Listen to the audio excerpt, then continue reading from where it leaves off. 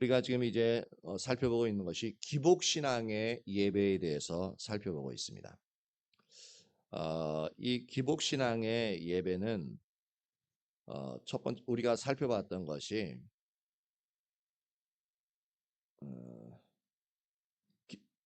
기복신앙의 예배에서는 부드러운 메시지가 팽배한 것을 우리가 살펴보았죠.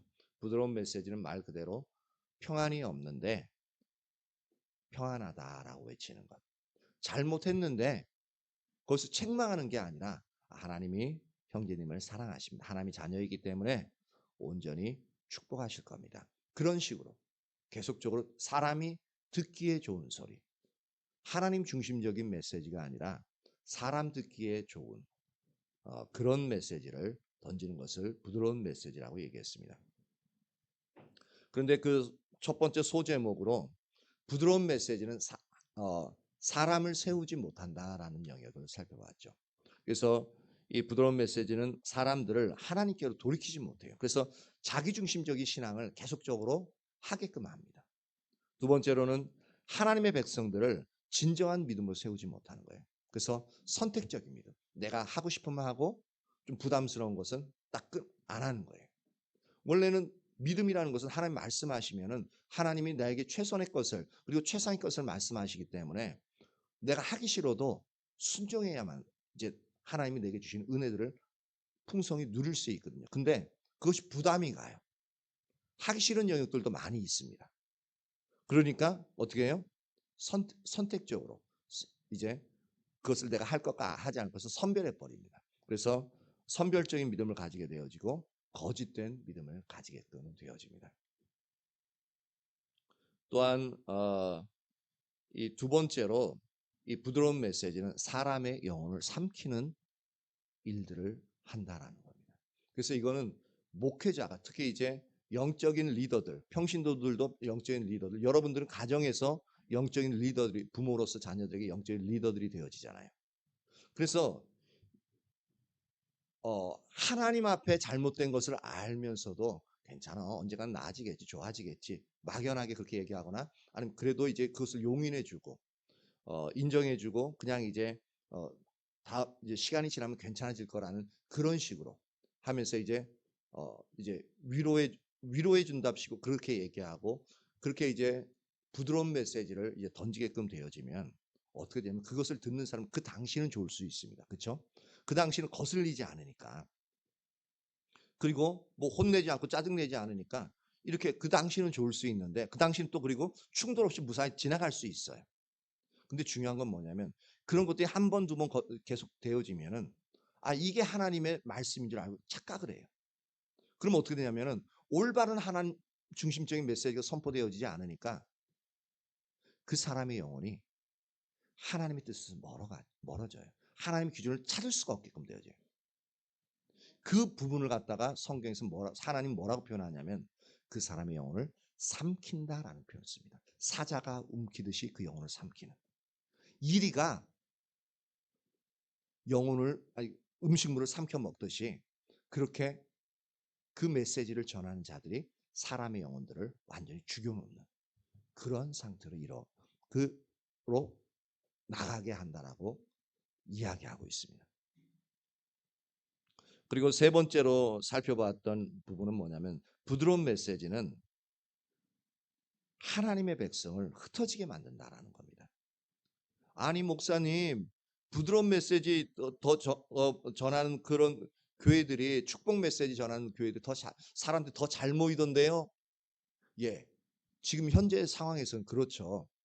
근데 여기서 성경에서 말하는 사람을 하나님의 백성을 흩어지게 만든다는 그 의미는 부드러운 메시지 회중들이 듣기 좋은 메시지를 전해서 사람들이 교회에 많이 와서 교회가 부흥한다 할지라도 하나님은 그걸 가지고 부흥이라고 안 본다는 겁니다.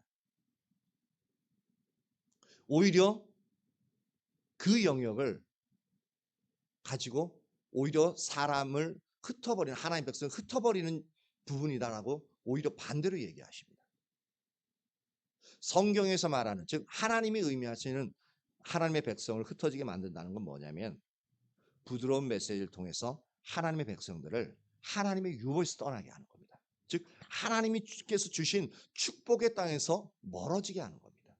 왜? 부드러운 메시지는 하나님께 돌이키지 못한다 그랬잖아요. 그렇죠? 그리고 하나님 중심적으로 삶을 살아가지 못하게 한다 그랬잖아요.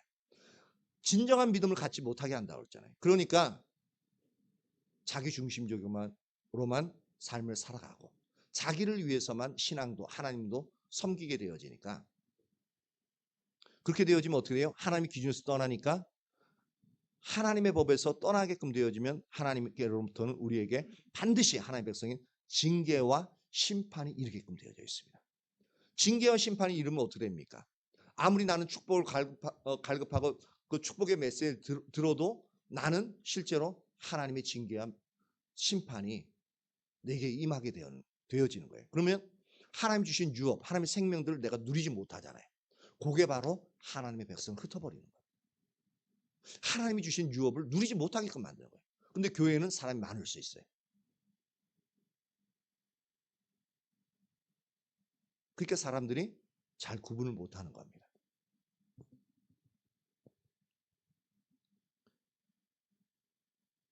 이스라엘이, 그러니까 남유다가 망하기 전 예레미야 시대 때 동일한 현상이 일어났습니다.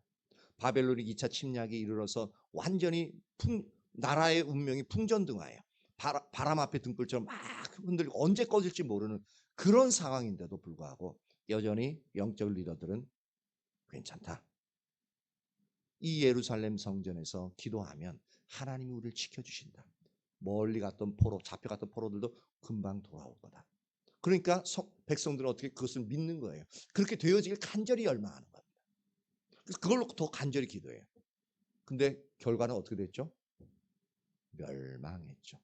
하나님의 백성들이 이스라엘 땅에서 완전히 흩어져 가지고 바벨론 여러 지역에 포로로 잡혀가요. 그리고 수많은 사람들이 죽임을 당했어요. 오늘날에는 우리 자신 개인에게 전쟁이라는 그 부분 가지고 오지는 않겠지만 우리 각자에서 어려움을 당해요. 신앙생활 잘하고 기도 열심히 하는 것 같은데 문제가 안 풀리고 또 사람과의 관계는 꼬이고 어려운 일들이 발생해요. 근데 어떻게 해결해야 될지 모르는 그러한 모든 영역들이 우리로 하여금 하나님이 주신 유업에서 떠나게끔 만들어 하나님의 징계와 심판이 내게 지금 여전히 머물러 있는 상태가 되어지는 거거든요. 근데 왜 그런지 몰라요. 이게 부드러운 메시지가 던져질 때 그렇다라는 겁니다. 그래서 부드러운 메시지는 하나님의 백성을 흩어지게 만들고요. 네 번째 살펴봤던 것이 성경에 보면 하나님의 백성들이 하나님을 떠날수록 메시지가 강해진다. 그래서 여러분들이 이 강대상에 말씀이 선포될 때 저거 내 얘기 아니야? 좀 말씀 가지고 목사님이 날 치네? 뭐 이제 그런 식으로 저는 이제 청년 때 그런 얘기 참 많이 들어봤어요. 그러니까 제가 했다는 게 아니라 이제 교회 내에서 또는 이제 목회자에게 불만을 갖고 있거나 아니면 교회 내에서 상처 입어가지고 좀 심령이 좀 삐딱해진 그런 영역들이 있잖아요. 그런 분들은 거의 대부분 그 사람에게만 들으라고 한 게 아니라 회중 전체 또 그리고 말씀을 저는 목회자 본인에게 먼저 들으라고 하는 말이거든요. 그렇게 이제 하나님 주시는 그 메시지를 선포하는데 본인은 본인의 관점에서 듣다 보니까 목사가 성경 말씀 가지고 날 치네. 그래서 더 시험 들어가지고 나 이 교회 못 다니겠다고. 그래서 나가는 경우도 많이 있습니다. 그래서 나갈 때 그냥 혼자만 나가면 좋은데 그런 사람 아주 신사적이에요.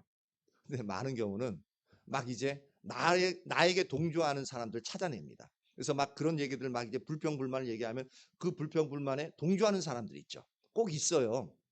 왜냐하면 부정적인 언어는요. 이게 전파력이 강하고 그래서 동조하는 사람들이 되게 금방 쉽게 늘어납니다. 그 사람들 데리고 같이 교회 떠나버려요. 그래서 교회에 커다란 충격을 주게끔 되어지죠. 그런 경우가 지금 현재도 많이 일어나고 있는 현상들입니다. 그런데 분명히 볼 것은 우리가 하나님의 백성들이 하나님을 떠날수록 메시지가 하나님의 성경 메시지가 나에게 더 강력하게 들립니다. 그래서 강대상에서 선포되는 메시지가 내게 강력하게 들려지고 때로는 막 시험 들어있는데 그 목회자가 말씀으로 날 치는 것 같은 그런 느낌이 들 때 우리 그때 아주 두려워해야 될 부분은 뭐냐면 내가 이만큼 하나님을 떠났구나. 요걸 잊지 마십시오. 내가 하나님의 말씀에서 너무 많이 떠나 있다는 것을, 그래서 지금 이 말씀이, 하나님의 말씀이 그렇게 들려진다는 것을 분명히 기억해야 됩니다.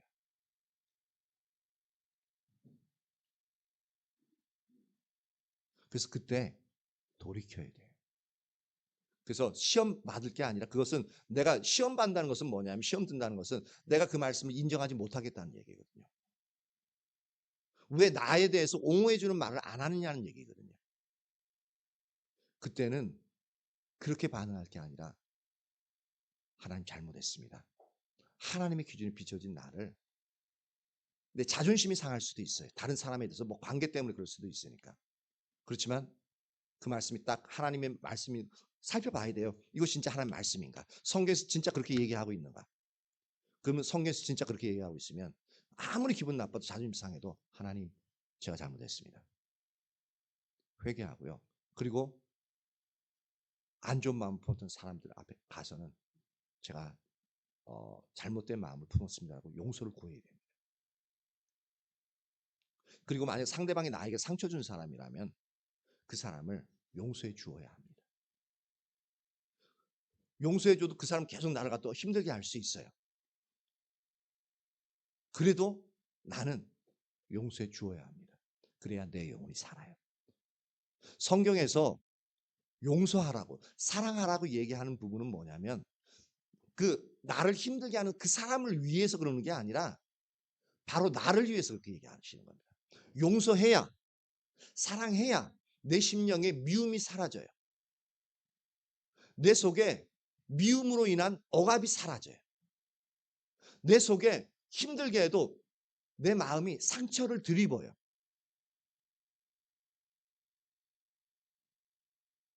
바로 나를 위해서 용서하라고 하신 거고요. 나를 위해서 사랑하라고 하신 겁니다. 그러면은 용서하고 사랑하게 되어지면 어떤 현상이 나타나면, 그 사람은, 상대방, 나를 올바르지 않게 나를 힘들게 하는 그 사람은 하나님이 만져가십니다. 그러니까 하나님께, 내가 직접 해야 될 심판을 하나님께 맡겨서 더 강력한 분에게 심판을 맡기는 겁니다. 여러분 어느 걸 선택하시겠습니까?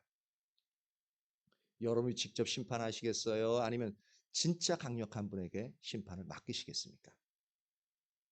그래도 저는, 그러지 마세요. 그 당시에는 마음이 시원할 수 있어요. 근데 그러면요, 상대방도 나도 영적인 충격은 엄청납니다. 그리고 억압되어져요.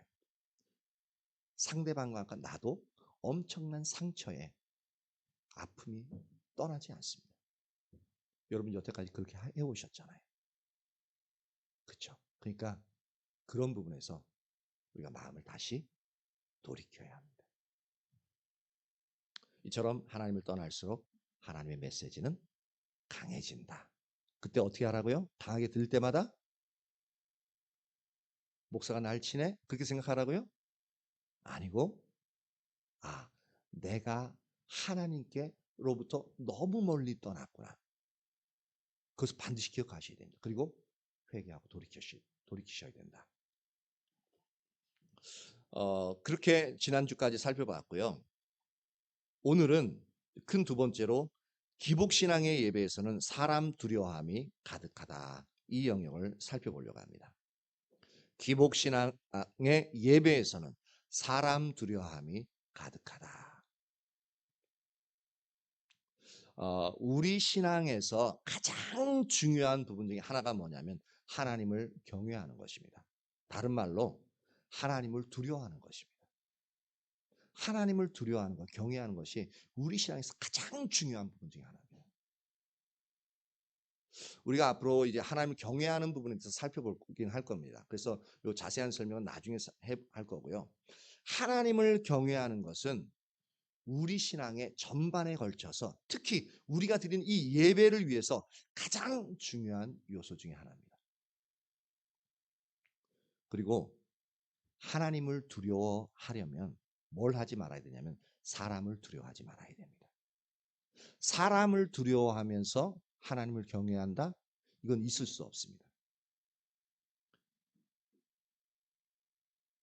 그래서 예수님은 뭐라고 말씀하셨냐면 자신은 나는 사람의 평가를 소중히 여기지 않아라고 말씀하셨죠. 즉 이 얘기는 뭐예요?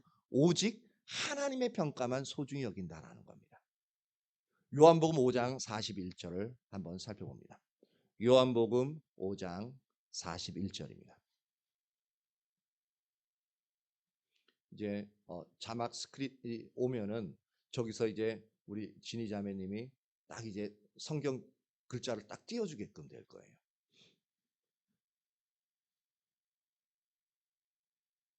근데 별로 원하지 않죠.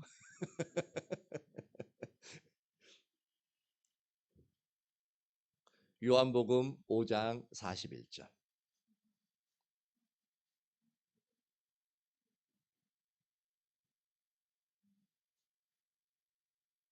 요한복음 5장 41절입니다.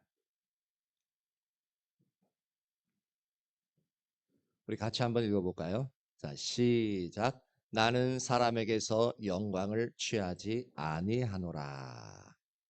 여기 보면은 사람에게서 영광을 취한다라는 부분이 뭐냐면 이런 겁니다.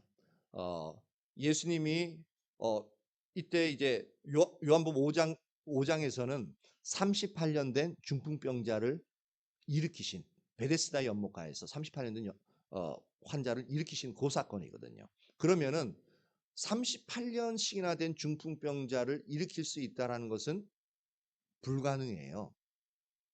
뭐 당장 이제 금방 중풍병자 쓰러졌는데 치유할 수 있는 그 부분은 어느 정도 이해가 되는데 이게 질병도요 오래되고 오래될수록 또 그 질병이 큰 질병일수록 그러니까 아주 중대한 질병일수록 기도를 해도 이게 우리가 기도할 땐 낫게 하는 데서는 상당한 시간이 많이 걸립니다. 근데 예수님에게 있어서는 한마디로 모든 것이 하나님의 능력인데 이게 그래서 우리도 그 자리에까지 가야 돼요. 그러니까 갈 수 있다고 예수님은 말씀하셨습니다. 저와 여러분 모두에게 이 은혜가 그대로 다 부어지길 예수님 축복합니다. 이 말씀대로 되어지길 예수님이 여러분 축복합니다. 그러면은 이렇게 만약에 38년 된 병자를 치유하면은 다른 사람 보고 잘했다고 막 박수 치잖아요. 아, 예수님 진짜 하나님 보내신 선지자 맞다고, 메시아 맞다고. 그래서 예수만이 우리의 왕이다. 왕 삼자. 막 그러면 어떻습니까? 이제서야 너희가 나를 알아보는구나. 기뻐할 수 있죠. 그렇죠? 바로 이게 사람들의 평가, 사람들의 칭찬을 내가 받아들이는 겁니다. 받아들이면 어떻게 되죠? 나는 기쁘죠.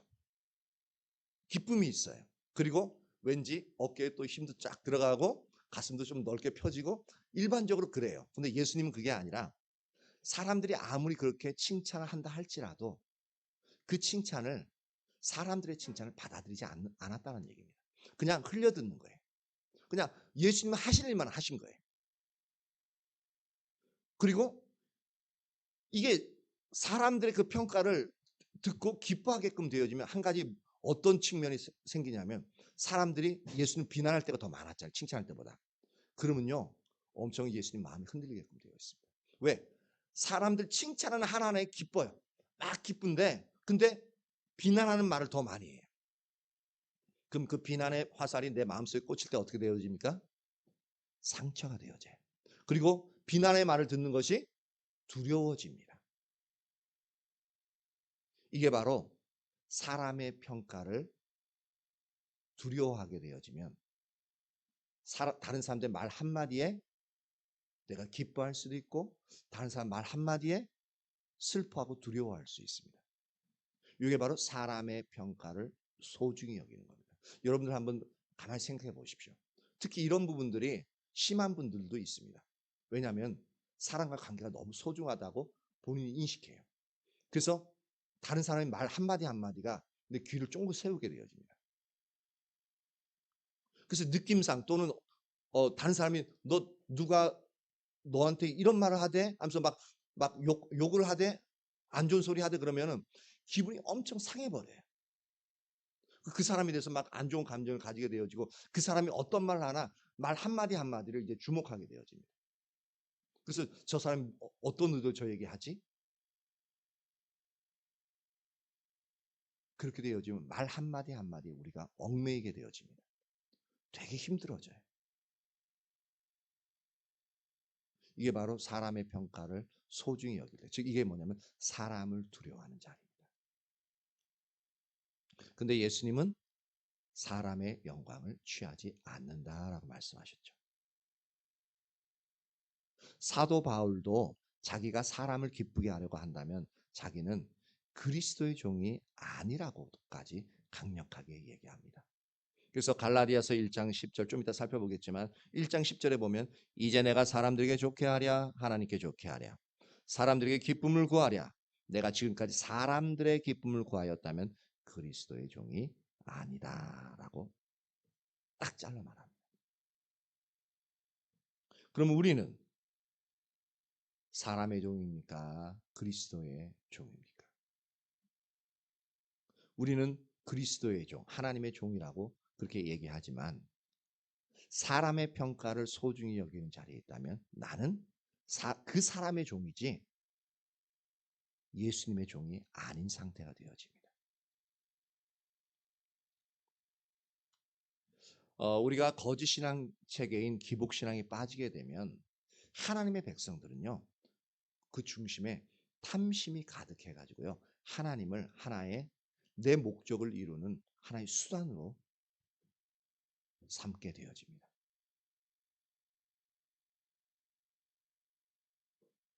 내 중심에 탐심이 가득하다고. 그러니까 무언가를 취하려 탐심이라는 건 단순히 돈 많이 벌겠다 그런 것만을 의미하지 않습니다. 내 마음에 무엇이든지 저건 반드시 가져야겠다. 저거 없으면 안 되라고 하는 그런 욕구들이 일어나는 것들이 있죠. 그런 모든 영역들이 이게 물질만이 아니라 사람과의 관계도 마찬가지입니다. 내가 요 사람하고 요 사람 다 친하고 싶어. 그래서 이 사람 다른 사람이 뺏기면 안 돼. 그것도 탐욕 중에 하나거든요.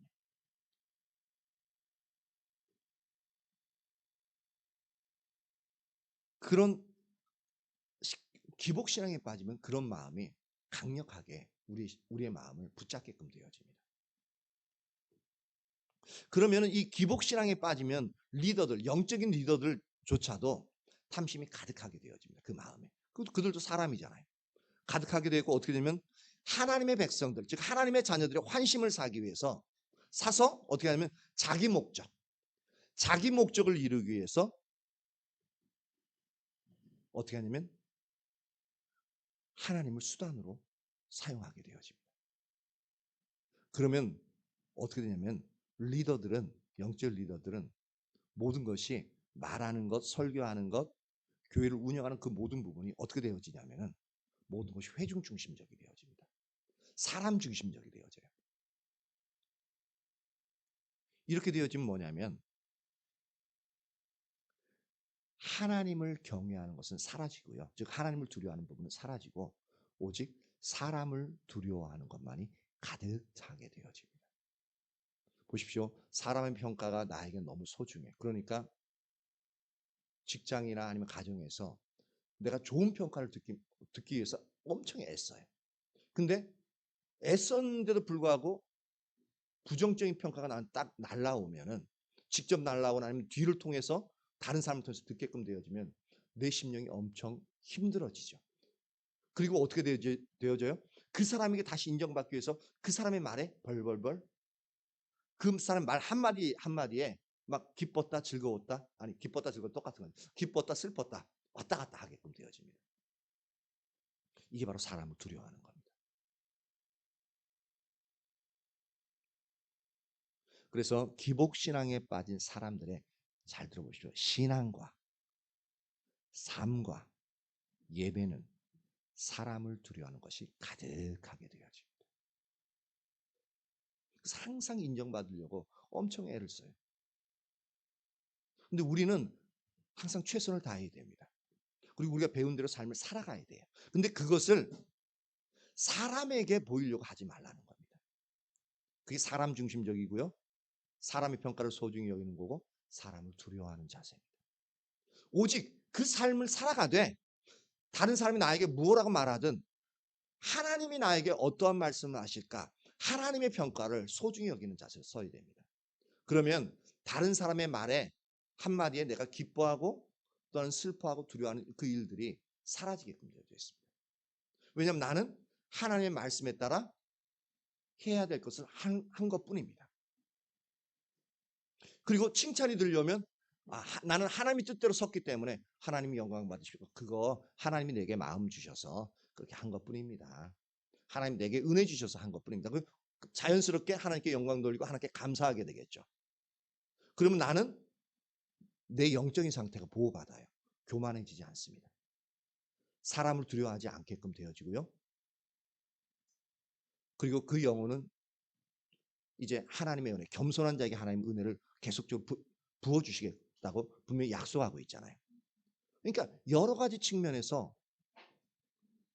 하나님 중심, 그러니까 하나님의 평가를 소중히 여길 때 우리에게 엄청난 유익함이 오는 것이죠. 기복신앙에 빠진 하나님의 백성들의 삶에서 사람을 두려워하는 것이 가장 두드러지게 나타나는 것이 바로 하나님의 백성들이 예배 가운데 드러나는데요. 우리가 지금 배웠듯이 기복신앙에는 부드러운 메시지가 판을 친다라고 배웠잖아요. 그렇죠? 그런데 영적 리더들, 저 같은 이제 목회자들이 이제 성도들에게 부드러운 메시지를 전하는 주된 이유가 있습니다. 뭐냐면 그 영적 리더들의 중심에 회중, 즉 사람을 두려워하는 부분들이 있기 때문에 그렇습니다. 그래서 좀 교회 내에서 좀 이제 좀 영향력이 있는 사람들이 있잖아요. 물질이 많거나 아니면 좀 이제 그 권력을 가지고 있는, 만약에 교회 가운데 뭐 우리 교회의 국회의원이나 아니면 이제 회사의 사업체 좀 큰 회사의 중견 사업체의 사장이 있다거나, 그러면 그들의 말 한마디 한마디는요 상당히 큰 영향력을 행사하게끔 되어져 있습니다. 근데 목회자가 이렇게 사람에게 초점이 가 있으면은 이 두 사람에게 혹시 다른 사람은 신경도 안 쓰게끔 되죠. 이 두 사람이 혹시 설교하면서 이 사람들 얼굴이 이 말 듣고 좋아하느냐 아니면 좀 얼굴이 찡그러지냐, 거기 자꾸 신경이 쓰여요. 이게 그 중심에 사람을 두려워하는 마음이 가득한 겁니다. 이게 바로 그 목회자는 바로 자기도 모르게 기복신앙에 빠져 있는 상태가 되어집니다. 그러니까 그들이 마음을 거슬리지 않게 하는 부드러운 메시지를 계속적으로 던질 수밖에 없는 거예요.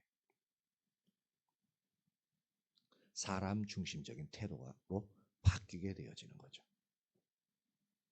자, 갈라디아서 1장 9절에서 11절 한번 찾아봅니다. 갈라디아서 1장 9절에서 11절입니다.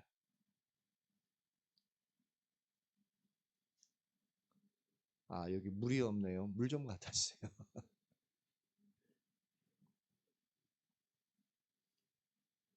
갈라디아서 1장 9절에서 11절.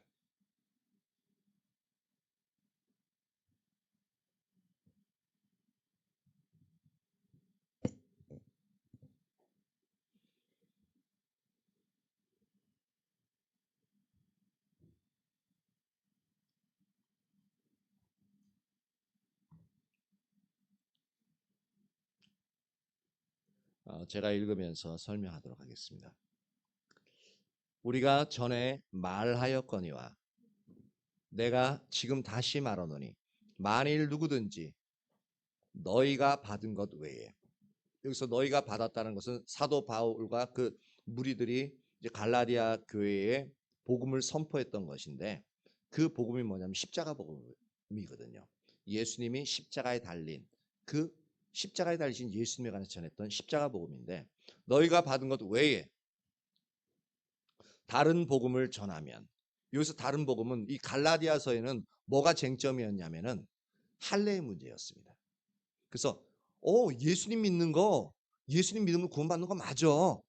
근데 있잖아, 살짝 이제, 그래서 바울이 올바른 말을 했어. 근데 우리가 바울이 그 유명한 바울도 한 가지를 놓쳤어. 뭐냐면 창세기 12장에 그 13, 14년 보면은 하나님이 아브라함 만나시면서 하셨던 약속이 할례를 하라고 하시면서 그러니까 우리의 살에 언약의 표로서 그것 할례를 받은 자가 하나님의 놀라운 유업들을 누릴 수 있는 그런 축복을 주시는 언약의 표로 할례를 주셨어. 그러니까 너희들도 예수님 믿고 그리고 할례를 받아야 하나님이 아브라함에 약속하셨던 하나님의 유업들을 너희가 비로소 받을 수 있어. 그러니까 그 귀가 그 바울도 이걸 놓쳤구나. 어떻게 이걸 놓칠 수 있지? 왜냐면 성경 그대로 이게 성경 본문 가지고 제시를 하니까. 그래서 많은 사람들이 갈라디아 교회에 있는 이방인 성도들이 할례를 받은 사람들이 많이 생겨나게끔 되어집니다. 그러니까 그걸 가지고 또 할례 받았다고 또한 자랑하게끔 되어지죠. 바로 요게 십자가 복음에다가 플러스 알파 할례라는 것을 받으라고 이제 그것을 이야기하는 것. 요게 바로 뭐냐면 다른 복음이다라고 이야기하고 있는 겁니다. 그래서 다른 복음을 전하면 저주를 받을지어다라고 말하고 있습니다. 근데 여기서 다른 복음이 우리가 여태까지 말했던 부드러운 메시지입니다. 그럼 왜 이 다른 복음이 부드러운 메시지가 되느냐? 이 성도들에게 있어서 하나님의 유업, 하나님의 축복을 말하잖아요. 그래서 어떤 상황에도 이 할례를 받으면 하나님의 축복을 누릴 수 있다 그러니까 사람들이 그 축복이라는 그 메시지 때문에 할례라는 행위를 하게끔 되어지는 거거든요. 분명히 십자가 복음은 예수님을 믿음으로 말미암아 아브라함으로부터 약속된 그 모든 축복을 하나님의 유업을 받을 수 있다라고 분명히 가르쳤거든요. 근데 이것은 그거로는 부족하고 너희가 할례 받는 행위를 통해서 우리 유대인들처럼 할례 받는 행위를 통해서 그럼 할례를 받기만 하면 하나님의 축복은 약속되어진 것으로 얘기하고 있습니다. 그러니까 이들의 탐심을 자극하는 거죠. 바로 요걸 얘기하는 겁니다. 그래서 다른 복음. 요게 바로 부드러운 메시지가 되어집니다. 그래서 다른 복음을 전하면 어떻게 한다고요? 저주를 받아라. 이게 엄청 강력한 메시지. 이게 표현입니다. 할례 받으라고 했는데 저주 받으래요. 이게 그렇게 사랑이 많은 사도 바울의 입에서 나올 언어가 아닙니다. 근데 왜 이렇게 강력한 언어를 쓰냐면 이 부드러운 메시지, 할례를 받아야 하나님 유업을 받아들일 수 있다는 이 메시지는요. 나중에 가면 예수님의 십자가를 아무리 갈라디아 교회 성도들과 아무런 상관이 없게끔 만드는 하나님의 은혜에서 떨어지는 예수 그리스도에서 끊어지는 그러한 역할을 하는 게 거짓 복음이었습니다. 그러니까 저주를 받아라라고 얘기하고 있습니다. 10절에 이제 내가 사람들에게 좋게 하랴. 이 사람들에게 좋게 한다는 것은 이 사람들은 회중을 말하고 있죠. 성도들을 말하고 있습니다. 그러면 사람들을 좋게 하기 위해서 좋은 마음으로 하기 위해서 부드러운 메시지를 전하겠느냐라는 겁니다. 아니면 하나님께 좋게 하랴. 물론 대답은 하나님께 좋게 해야 된다는 얘기예요. 그러니까 나는 이전에 너희가 받았던 십자가 복음 외에는 다른 것을 전할 게 없다는 겁니다. 그렇게 해야만 하나님이 기뻐하신다는 거죠. 사람들에게 기쁨을 구하랴. 사람들이 기쁨을 구한다는 건 뭐냐면 복음을 전하는 자의 입장이에요. 영적 리더의 입장입니다. 입장에서 사람들이 듣기 좋아하는 메시지를 던지면 와 은혜스러워요. 너무 좋아요. 그러면 어떻게 되어져요? 내가 듣기 좋죠. 그렇죠? 그러니까 그 기쁨을 구하겠느냐라는 겁니다. 사람들에게 기쁨을 구하겠느냐. 그래서 좋은 부드러운 메시지를 통해서 사람들에게 좋은 평가를 받겠느냐라는 그런 표현입니다. 내가 지금까지 사람들의 기쁨을 구하였다면 그 평가를 구했다면 그리스도의 종이 아니다. 그 사람의 종이 되는 거죠. 그렇게 되어지면 교회가 하나님에 의해서 이끌려져 가는 게 아니라 성도들에 의해서 이끌려져 가게 되어집니다. 특히 그 성도들도 입김이 센 영향력이 있는 교회 장로님들이나 아니면 권사님들 딱 연합해가지고 당에 조직되는데 때로는 뭐 이제 그 회계를 담당하시는 그 부분들에 있어 재정 담당하시는 분이 강력한 입김을 행사해 버립니다. 그러면 사람에 의해서 교회가 이끌어져 가요. 하나님에 의해서 이끌어져 가는 게 아니라. 이게 바로 부드러운 메시지를 전할 때 나타나는 현상입니다. 그래서 데살로니가전서 2장 4절에는 이렇게 얘기합니다. 오직 하나님께 옳게 여기심을 입어 복음을 위탁받았으니 우리가 이와 같이 말하면 사람을 기쁘게 하려 함이 아니요 즉 회중 중심의 부드러운 메시지를 던지게 하기 위함이 아니라 복음을 위탁받았을 때도 그게 아니라 오직 우리의 마음을 감찰하신 하나님을 기쁘시게 하려 합니다. 이 복음을 위탁받은 이유가 뭐냐면 하나님 중심적인 메시지를 선포해서 하나님을 기쁘시게 하게끔 하기 위해서 우리에게 복음이 선포되어지도록 위탁을 하신 거지, 사람 듣기 좋은 소리 하라고 그렇게 우리에게 복음을 전하도록 사도로서 부르심 받은 게 아니다라고 얘기하고 있는 겁니다. 그래서 사도 바울은 사람을 기쁘게 하기를 추구하지 않고 오직 하나님만을 기쁘게 하기를 추구했던 것을 볼 수 있습니다. 그리고 이 두 가지는 항상 같이 갑니다. 아까 얘기했듯이 사람을 기쁘게 하기도 하고 그다음 하나님도 기쁘게 하는, 좋은 게 좋은 거잖아요. 그러면은 이 두 가지는 같이 갈 수 없는 거예요. 오직 하나님을 기쁘시게 하기 위해서는 사람을 기쁘게 하지 않는 것과 이 동시에 같이 가야 됩니다. 이럴 수는 있어요. 사람을 기쁘게 하지 않는 영역은 있지만 하나님도 또한 기쁘게 하지 않게 하는 영역도 있을 수 있습니다. 그렇죠? 오르니까 왜 이런 경우 있잖아요. 이게 오르니까 사람들 좋아하든 안 좋아하든 이게 오르니까 너 이거 해. 너 왜 그렇게 하니? 마음속 옳은 소리를 막 해요. 그럼 이거 사람을 기쁘게 하는 건 아니죠. 그렇죠? 근데 그렇게 하면서 동시에 내가 하나님을 기쁘게 하는 자리에 서야 되는데 하나님을 기쁘게 하는 자리는 서지는 않는 거예요. 근데 진정으로 되어지려면 사람을 기쁘게 하지 않기를 그러니까 사람을 기쁘게 하기를 추구하지 않고 동시에 오직 하나님만을 기쁘게 하기를 추구하는 자리에 반드시 서야 한다라는 겁니다. 그래야 진정한 의미에서 하나님을 기쁘시게 할 수 있습니다. 이 구절은 사도 바울이 복음을 전하는 것에 대해서 말하는 구절로서 우리는 여기서 오직 하나님의 평가를 소중히 여기는 자세가 있어야만 하나님의 말씀을 올바로 전할 수 있다는 것을 우리가 또한 알 수 있습니다.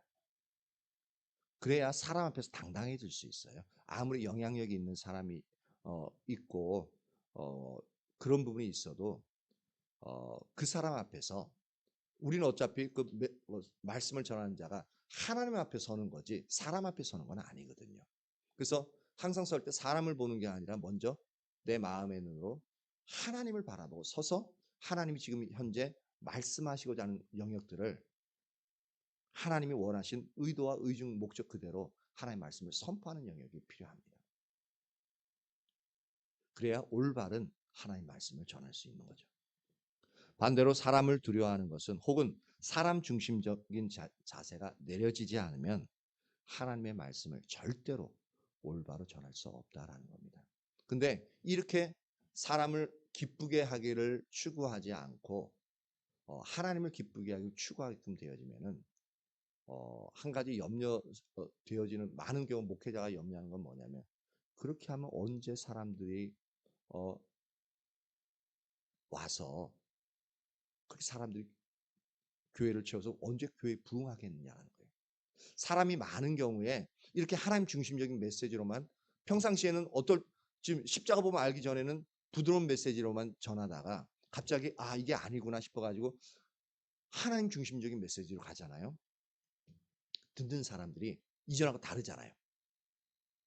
그전에는 우리가 회중이 듣기 좋은 메시지였는데 어느 순간부터 회중이 듣기 거북한 메시지가 자꾸 선포되어지는 거예요. 그러면서 이것이 하나님의 뜻이라 그래요. 그러니까 설교자가 하나님 중심의 메시지를 이제 선포하기 시작하는 거예요. 그러면은 회중들은 그걸 못 견딥니다. 그럼 어떻게 되어져요? 다른 교회로 떠나게끔 되어지죠. 그럼 흩어지게끔 되어져 있습니다. 그럼 목회자의 입장에서 상당히 그런 위험을 감수해야 돼요. 근데 여기서 목회자가 기복신앙에 빠져 있으면은 그것이 두려워서라도 몇 명 빠져나가고 영향력 있는 사람이 또 뭐라고 막 얘기하면은 더 이상 그렇게 못합니다. 근데 저기 그 의왕에 영광교회 있잖아요. 그 김영식 목사님. 그분이 이제 교회 가득 찰 정도로 막 성도가 100명 막 그 뭐 이상 막 이렇게 와가지고 막 한참 부흥될 때 그때 성교회를 만났어요. 그래서 십자가 보면 들으니까 이게 맞는 거야. 그래서 그때부터 이전에 거 다 버리고 십자가 보면 주구장창 전한 겁니다. 그러니까 그때부터 교회가 막 이렇게 일어나다가 갑자기 찬물 확 견뎌버리니까 그때부터 이상해지는 거야. 반응이 그전까지 막 열정적으로 반응하던 회중들이 그때부터는 싸늘해져가지고 여기저기서 불평의 목소리가 나오기 시작하고 왜 여태까지는 뭐냐? 왜 갑자기 그런 말들을 하냐? 그러면서 교회가 반동강이 나버려요. 그러니까 오죽하면 그 교회 권사님이었던 그 어머니가 너 이렇게 목회할 거면 뭐라 그러셨더라? 하여튼 뭐 나 이제 나 볼 생각만 그러니까 난 이제 뭐 저기 저쪽 나라로 가겠다고 이제 그런 식으로까지 막 그렇게 그러니까 어머니 입장에는 왜냐면 아들이 잘못하는 것 같아요. 왜냐면 교회가 성도들이 흩어지니까 그전에 너무 잘했던 사람이 잘한 거 그게 전부 다인 줄 알았는데 막 이상한 소리 하는 것 같아요. 성도들도 막 뭐라 그래. 막 떠나. 그러니까 아들을 사랑하는 어머니 입장에서는 그것밖에 모르는 어머니 입장에서는 당연히 아들을 붙잡고 지켜야 되잖아요. 그러니까 사생결단을 할 수밖에 없는 거예요. 그러니까 김영식 목사님은 한동안은 그 어머니를 피해 다니느라고 엄청 힘들었다고 얘기하시더라고요. 그러니까 그런 일들이 하나님 중심적인 메시지가 선포되어지면 그런 일들이 있습니다. 그래서 목회자 입장에서 하나님 중심적인 메시지, 사람을 보게끔 되어지면 진짜 목숨 걸고 하지 않는 한 교회를 아예 다 떠나고 새로 시작한다고 생각하지 않는 한 절대 불가능합니다. 이처럼 사람의 평가를 소중히 여기는 것과 하나님의 평가를 소중히 여기는 부분에서 엄청나게 차이가 분명하게 나타나죠.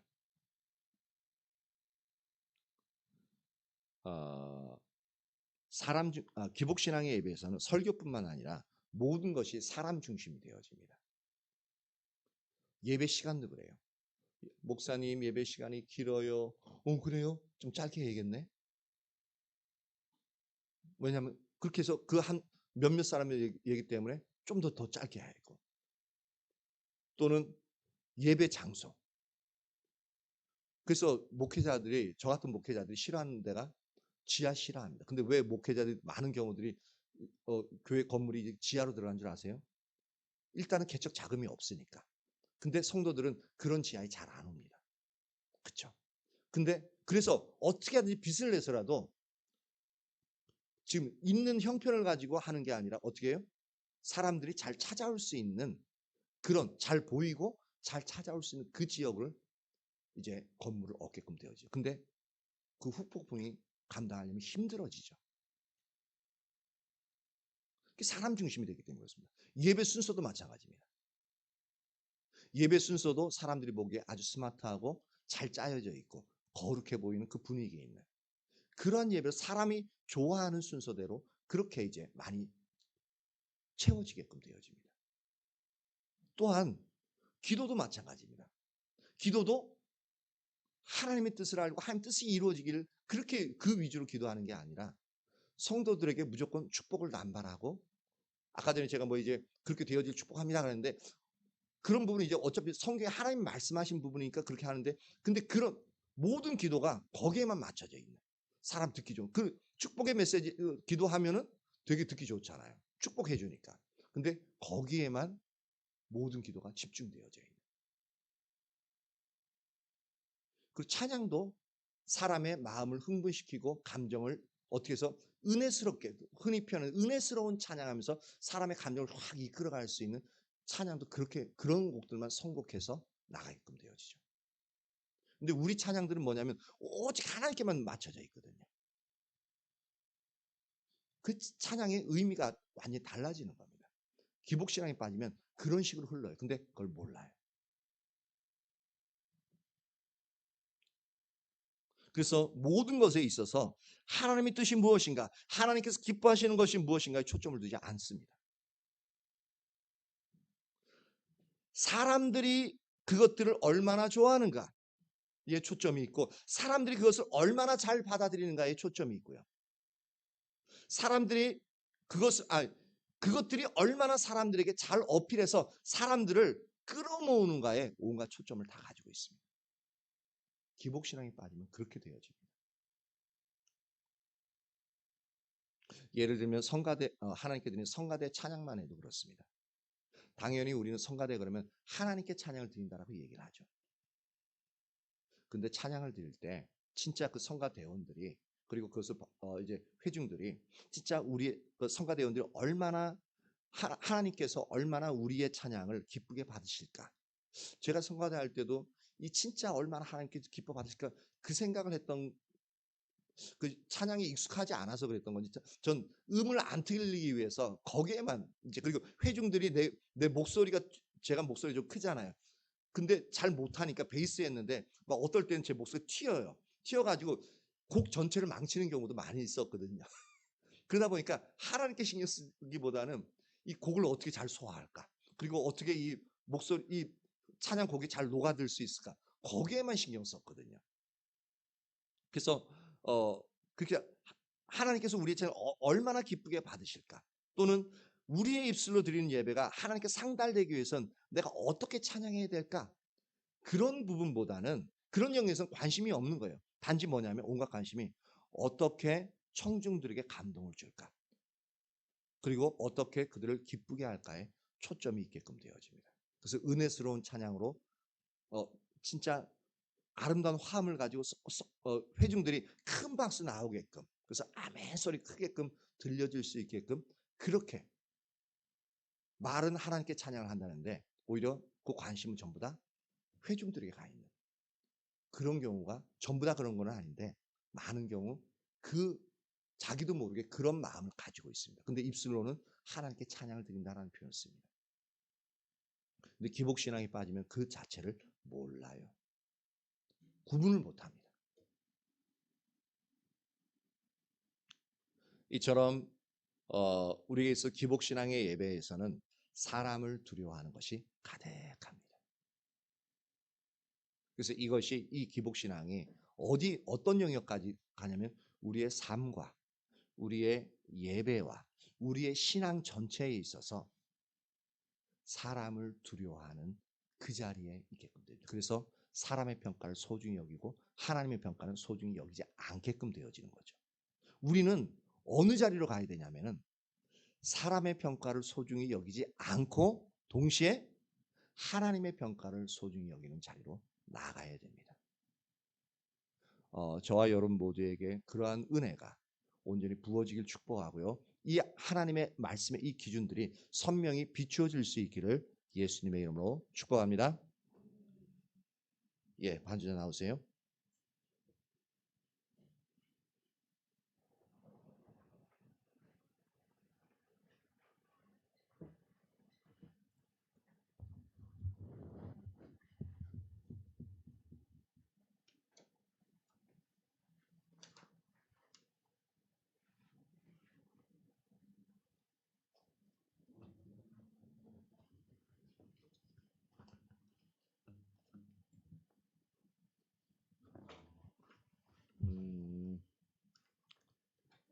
아까 그 교회여 일어나라 그 찬양을 좀 해주시기 바랍니다.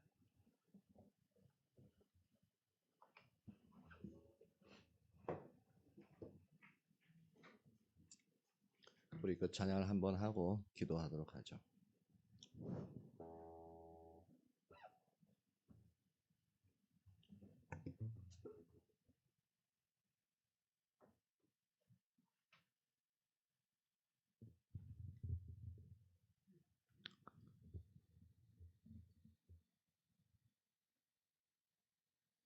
전주.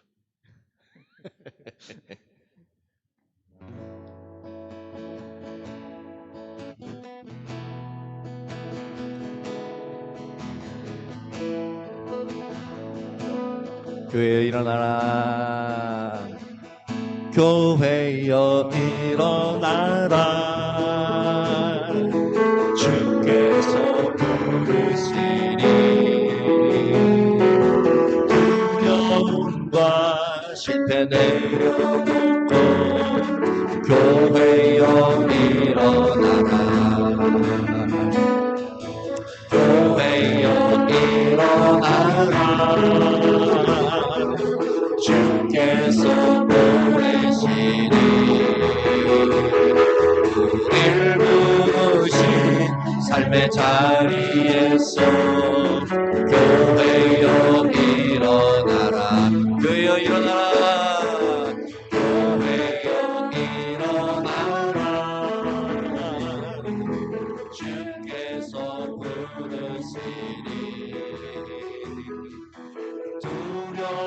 두려움과 실패 내려놓고 교회여 일어나라. 교회여 일어나라. 교회여 일어나라. 주께서 보내시니 우리를 부르신 삶의 자리에서 교회여 일어나라. 우린 세상의 빛 어둠을 밝히는 하나님의 편지 나타내는 주의 교회를 통해 세상이 주를 보리라. 일어나라. 아버지 사랑으로 아버지 능력으로 서로 하나 되어 그 빛을 비추라. 노래하라. 아버지의 사랑을 아버지의 크심을 이 삶의 노래로 주님을 나타내라. 일어나라.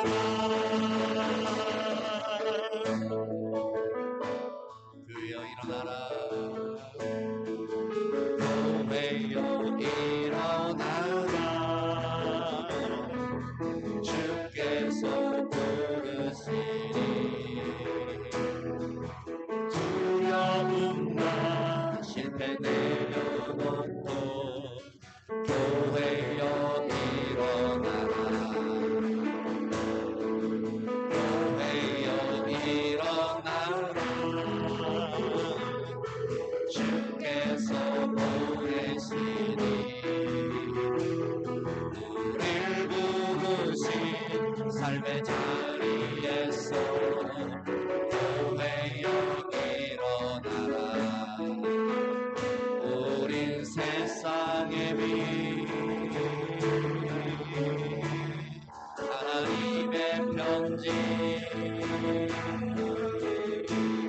주의 교회를 통해 세상이 주를 보리라. 일어나라. 아버지 사랑으로 아버지 능력으로 서로 하나 되어 그 빛을 비추라. 노래하라. 아버지의 사랑이 아버지의 크심을 이 삶의 노래로 주님을 나타내라. 일어나라.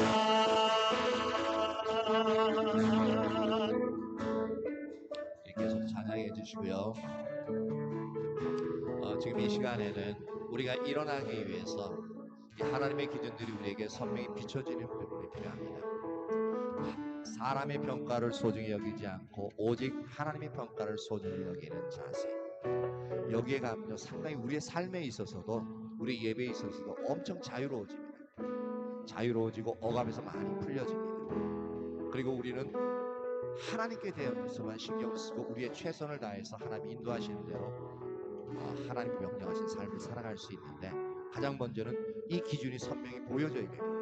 그리고 보여지면 뭐냐면 내가 지금까지 얼마나 사람을 두려워하는 자리, 사람의 평가를 소중히 여기는 자리에 섰는지가 선명히 비춰집니다. 그래서 우리의 눈을 열어 하나님, 나에게 이 하나님의 기준을 선명히 비추어 달라고. 그리고 비춰지는 부분이 있으면 회개하고 돌이키는 시간을 갖도록 합니다. 기도합니다. 할렐루야. 살아계신 하나님, 감사와 찬양을 올려드립니다. 하나님의 자녀들 한 분 한 분들을 예수님의 이름으로 축복합니다.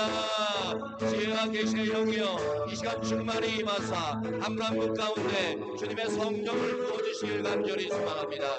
주님의 성령을 부어주시옵소서. 그리하여 하나님의 기준들이 하나하나 선명히 비춰지게 하여 주시옵소서.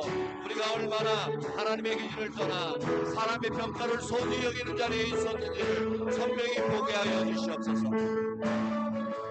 그리함으로 말미암아 우리에게 있어서 얼마나 사람에게 얽매였고 사람을 두려워하는 자리에 있었는지, 그리하여 그 사람의 아버지 평가하는 그 한마디로 인하여 우리가 기뻐하기도 하고 아버지 너무나도 슬퍼하기도 하고 아파하게 됐던 그 자리에 있었는지 아버지 선명히 보게 하여 주시옵소서. 하나님의, 그리고 그 사람의 평가를 소중히 여기는 것이 우리가 하나님의 기준을 떠나 아버지 하나님을 떠난 것임을 선명히 보게 하여 주시옵소서.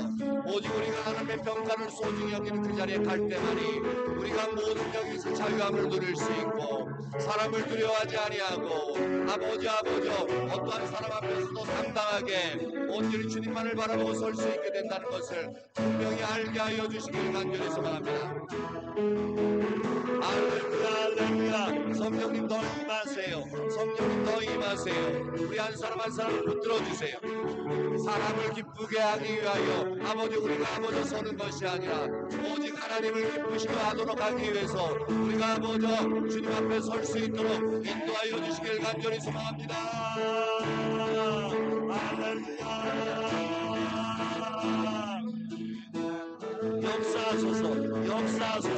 역사하소서. 하나님, 우리에게 은혜를 부어주세요. 사람의 평가를 소중히 여기는 것이 우리에게 얼마나 큰 하나님의 축복을 놓치는 일인지 선명히 볼 수 있게 하여 주시옵소서. 사람의 평가 한마디 때문에 우리가 얼마나 많은 상처를 입는지 알게 하여 주시옵소서. 그리고 그 사람의 평가를 소중히 여기기 때문에 우리가 얼마나 사람에게 매달리게 되어지는지 알게 하여 주시옵소서. 그것이 우리에게 얼마나 큰 독소가 되는지 알게 하여 주시옵소서. 이제 우리가 하나님의 평가를 소중히 여기고 하나님 앞에 바로 설 수 있도록 인도하여 주시길 간절히 소망합니다. 임하세요. 역사하세요 주님. 역사하세요. 우리의 눈을 열어보게 하여 주시옵소서. 우리가 사람의 평가를 소중히 여기기 때문에 사람으로부터 서운함과 아버지 미워하는 감정과 하나님이여 그 상처받은 것들이 얼마나 많은지 보게 하여 주시옵소서. 이제는 우리가 그 어리석은 자리에 더 이상 머물러 있기를 원치 않습니다. 온전히 하나님의 평가만을 소중히 여기고 주님 앞에 서기를 결단합니다. 하나님, 우리를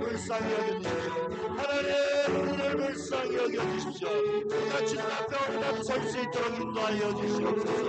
하나님, 은혜를 부어주세요. 하나님, 은혜를 부어주세요.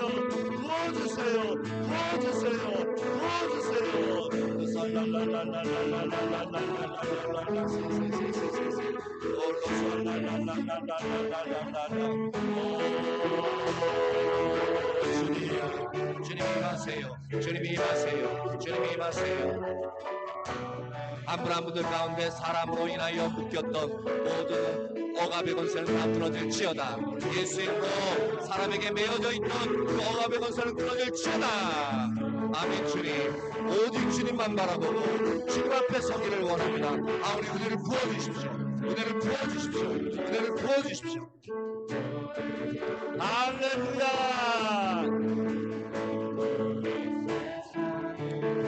이 시간에는 이런 분들 초청합니다. 초청해서 기도할 텐데요. 뭐냐면, 하나님, 내가 이제부터는 사람의 평가를 소중히 여기지 않고 오직 하나님의 평가만을 소중히 여기는 그 자리에 서기를 결단합니다.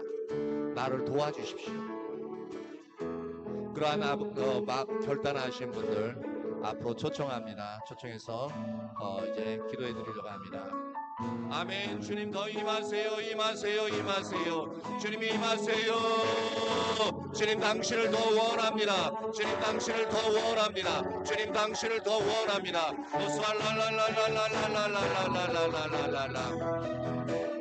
이것도 하나님 앞에 나오는 것도 사람을 눈치를 보지 마십시오. 이것도 사람의 평가를 소중히 여기는 겁니다. 오직 하나님의 평가만을 소중히 여겨서 내가 그 앞에서 정직하게 주님 앞에 대면하여서 그 자리에 있기를 축복합니다. 할렐루야. 할렐루야. 할렐루야. 임하세요. 주님의 성령이 임하시옵소서. 주님 임하세요. 한 분도 아버지 임하시옵소서. 역사하시옵소서. 임하세요. 임하세요. 주님 임하세요. 주님 임하세요.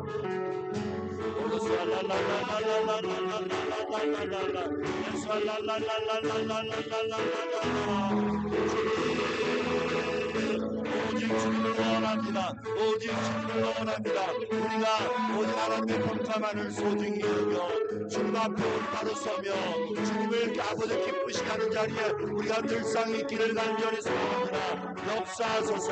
역사하소서. 하나님 역사하소서.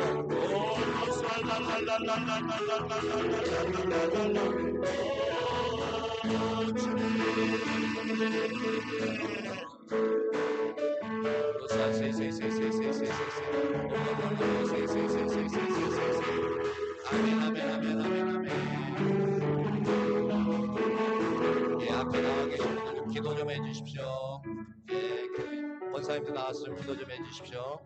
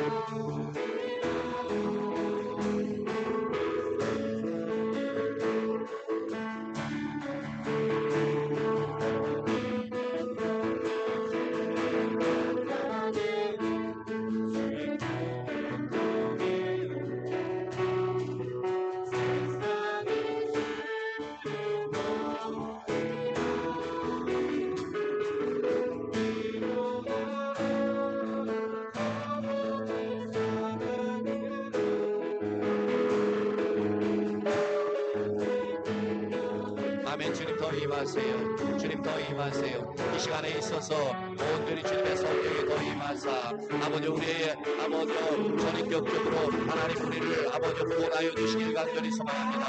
하나님의 역사하소서, 하나님의 역사하소서, 하나님의 역사하소서. 올로서 알랄랄랄랄라 세세세 우리를 회복시켜 주세요 주님. 우리를 회복시켜 주세요 주님. 성령의 시간 충만히 임하사 우리의 심령이 회복되어지게 하시고 우리의 죽은 영혼이 다시 살아나게 하시며 하나님이여 연약한 육체가 회복되어지는 아버지 치유되는 놀라운 역사를 나게 하여 주시옵소서.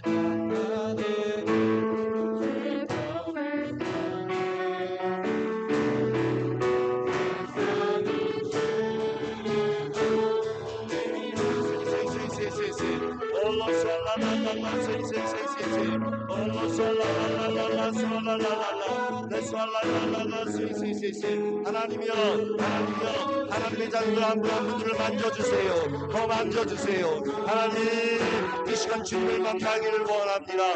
온전히 강력하게 임하시고 한 분 한 분들을 온전히 만져주사 회복되어지게 하시옵소서. 치유되어지게 하시옵소서. 온전한 주님의 은혜가 아버지여 부어지게 하시옵소서.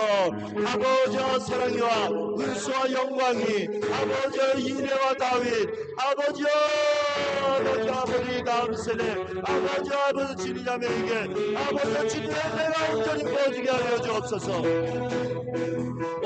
온전히 이들을 아버지여 만져주시옵소서. 아버지 만져주시옵소서. 올로서 알랄랄랄랄랄랄랄랄랄랄라 스이스이스이스 아발라서 알랄랄랄랄랄랄랄랄라 레서 알랄랄랄랄랄랄랄랄라 레서 알랄라 스이스이스이스 올로서 알랄랄랄랄랄랄랄랄라 레서 알랄랄랄랄랄랄라 스이스이스이스 오발라서 알랄랄랄랄라 스이스이스이스 주님, 주님,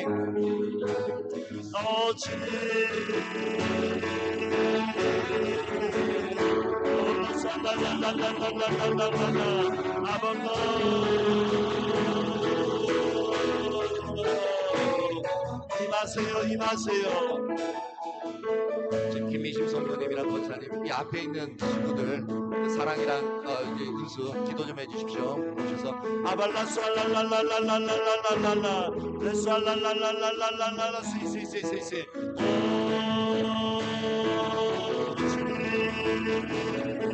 온전히 주님 당신이 필요합니다. 온전히 주님 당신이 필요합니다.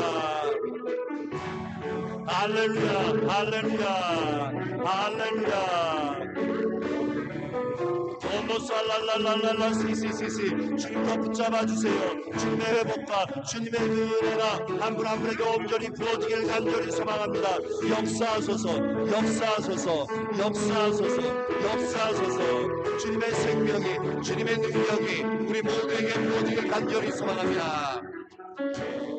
올로살랄랄랄랄랄랄랄랄라 살랄랄랄랄랄랄라 시시시시시. 올로 살랄랄랄랄랄랄라 살랄랄라 레빨라 살랄랄랄랄랄랄랄랄라. 할렐루야, 할렐루야.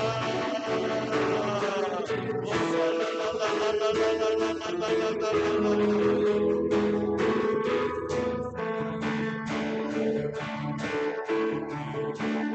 하나님의 편지 주의 교회를 통해 세상이 주를 보리라. 일어나라 아버지 사랑으로 아버지 능력으로 서로 하나 되어 그 빛을 비추라. 노래하라 아버지의 사랑을 아버지의 크심을 이 삶의 노래로 주님을 나타내라. 일어나라.